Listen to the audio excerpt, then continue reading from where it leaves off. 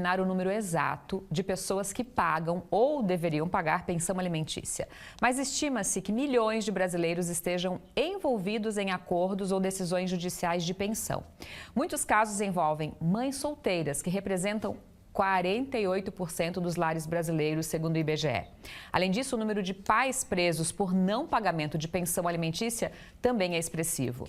Para tirarmos algumas dúvidas sobre esse assunto, eu recebo a advogada Patrícia Alves. Patrícia, seja muito bem-vinda. Muito obrigada, Fábia. É sempre um prazer vir aqui tirar dúvidas jurídicas. É isso aí. E as perguntas já estão chegando, Patrícia, aqui, ó. Já quem quiser participar, 98405-2073. Eu vou fazer uma pergunta primeiro, depois eu já vou para a pergunta do Fabiano aqui. Quem deve pagar a pensão, né? Para a gente generalizar, assim. Beleza. A pensão alimentícia ela tem que ser paga pelos genitores, pai e mãe da criança, né? Eles têm a obrigação de prover, tanto financeiramente quanto emocionalmente, essa criança, né? O fruto do lar. Em alguns casos específicos, né, na falta dos pais, aí seriam os avós ou pais adotivos, né? Mas todos eles possuem essa necessidade tanto financeira quanto emocional. Ó, legal. Eu vou fazer a pergunta do Fabiano aqui. Muito obrigada pela participação. Sobre a pensão alimentícia, até que idade é preciso pagar? Aí depois ele tem outra pergunta que eu faço na sequência. Então, a obrigatoriedade de pagamento da pensão alimentícia é até os 18 anos. Porém, isso pode ter uma extensão até os 24 anos, segundo jurisprudência, caso a pessoa estude.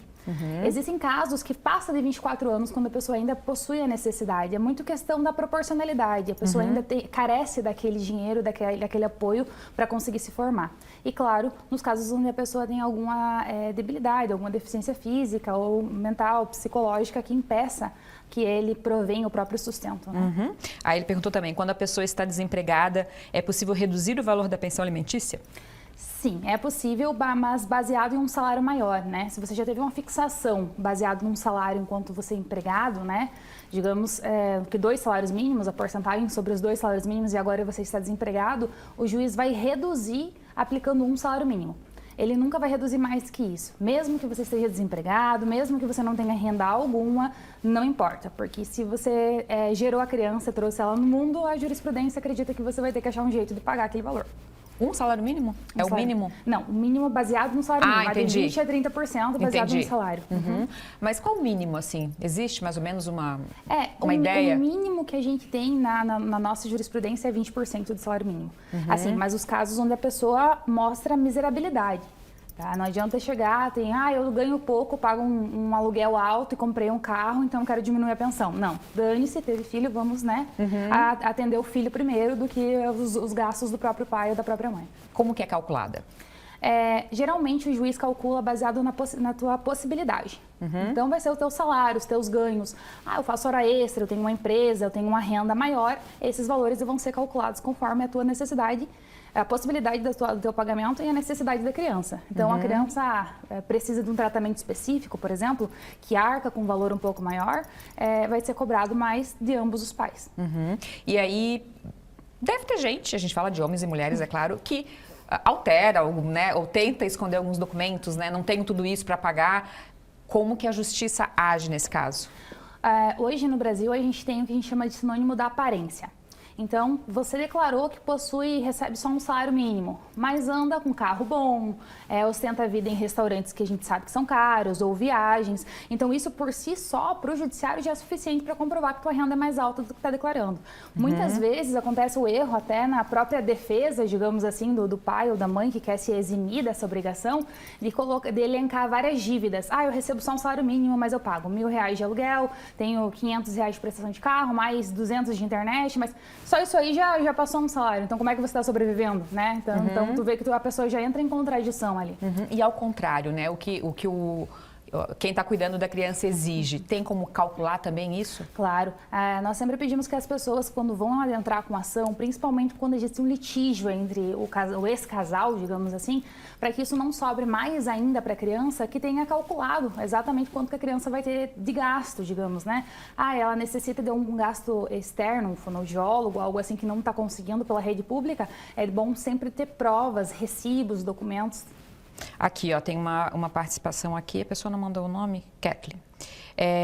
Boa tarde, o genitor da minha filha está preso. Ela tem direito ao auxílio reclusão?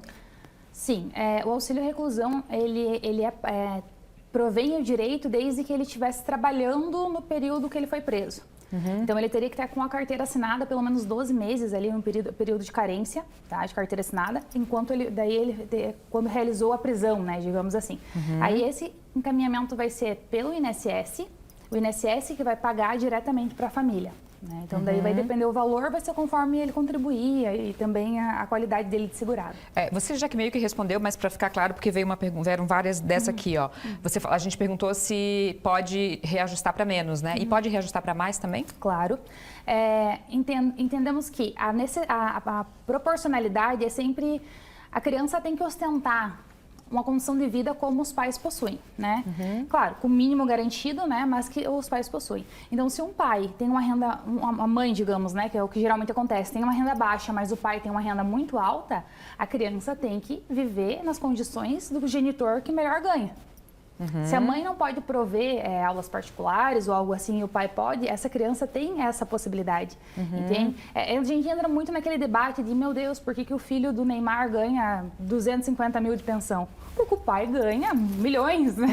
Então, 250 mil vira uma coisa proporcional para ambos, né? Para que a criança consiga ostentar uma vida boa e que o pai também consiga pagar. Voltando a falar sobre pensão alimentícia, vou sentar aqui. Neste ano, o STJ, o Superior Tribunal de Justiça, manteve a decisão em um caso delicado. Um rapaz, filho, pediu anulação da paternidade, alegando abandono afetivo e material, além de ter sofrido discriminação por conta de um crime cometido pelo pai biológico. A Patrícia continua aqui com a gente. Patrícia, até a gente estava conversando aqui no intervalo, tem duas coisas aqui, né? Abandono afetivo e material. São coisas diferentes, né? São coisas diferentes, exatamente. E aí, nesse caso aqui de pedir anulação da paternidade do pai, como é que funciona isso? Tem um termo aí jurídico, né? Mas para a gente simplificar, é isso. É isso. Eu vou dar um exemplo básico, que eu acho que é mais fácil a gente entender.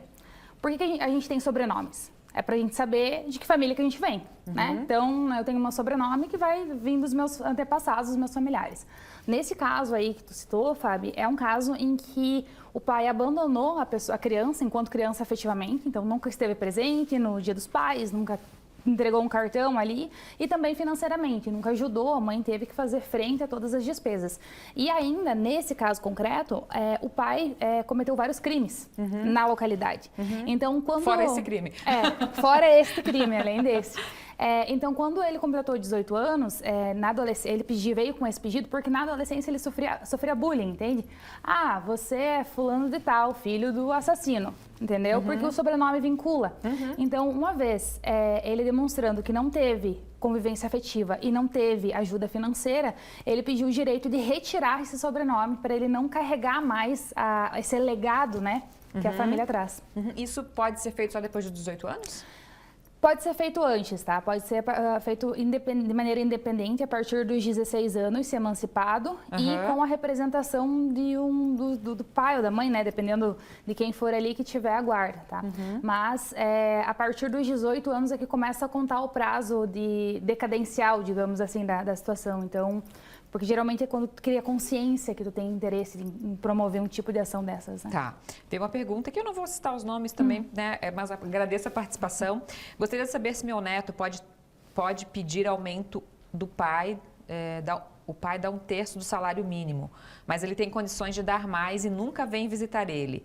Qual o direito dele? Aí é que as duas coisas que a gente está falando, né? Exato. Então, como a gente citou antes, Fabi, não tem como a gente obrigar as pessoas a serem pais. Infelizmente, não tem como obrigar a ser pai ou ser mãe, né? Mas a questão do aumento de pensão, do valor de alimentos, o financeiro, a gente pode requerer a partir de provas, né? Tendo provas que a pessoa ganha mais do que ela declara, isso já é suficiente para aumentar mais do que 1/3 do salário mínimo ali nessa questão. E a questão de visitas, a gente tem o intuito de... tem várias maneiras de tentar obrigar, né? Tipo, obrigar, né? Aquela coisa de você pedir, mudar o direito de visitas, modificar o direito de convivência e tudo mais, mas ainda assim a pessoa se recusa a vir, é uma coisa isolada. A coisa não está ligada uma na outra, né? Ele pode pagar pensão e não visitar, não pagar pensão e visitar, enfim. Tá, né? São duas coisas distintas, né? Exato. Tem uma pergunta longa aqui, o Nico participando, obrigada pela participação, ele colocou o nome para dizer. Quando a genitora vai morar com os filhos para outra cidade, como funciona com a situação das visitas? Por conta das despesas do genitor e buscar as crianças e depois ter de levá-los de volta, a pergunta se faz por conta das despesas de locomoção, tipo viagem de ida e volta para buscar e voltar para levar. Quem é obrigado a pagar essa despesa?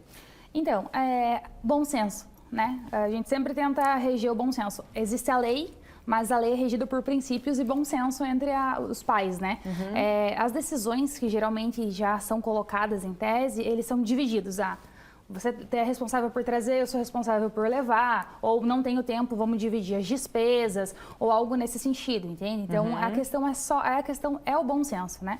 A visita, geralmente, ela fica por feriados mais alongados, férias do meio de ano e férias de final de ano, né? Daí tem mais tempo para ficar um com o outro ali.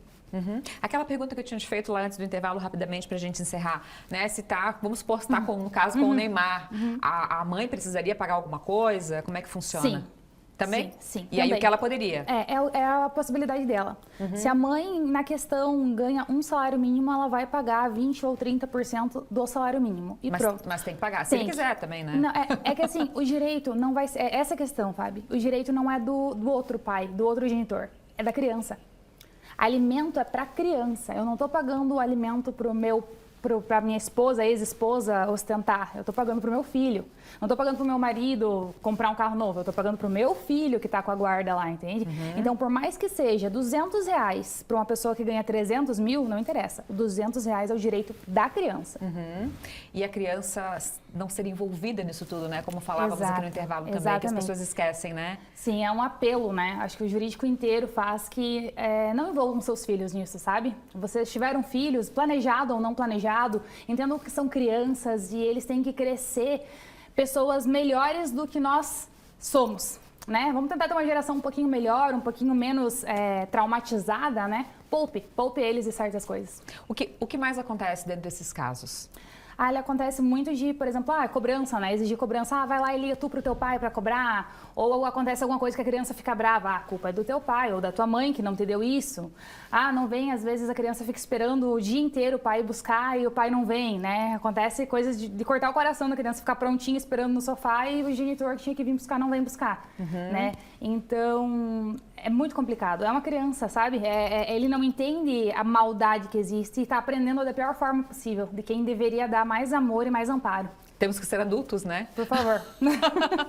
Patrícia, muito bom conversar contigo. Muito obrigada. Volte outras vezes. Obrigada, Fábio. Até a próxima. O Ver Mais de hoje fica por aqui. Amanhã, 1h20. Depois do Balanço Geral, tem mais. Para rever o nosso conteúdo, acesse ndplay.com.br. Obrigada pela companhia. Beijo no coração. NDTV, mais catarinense impossível.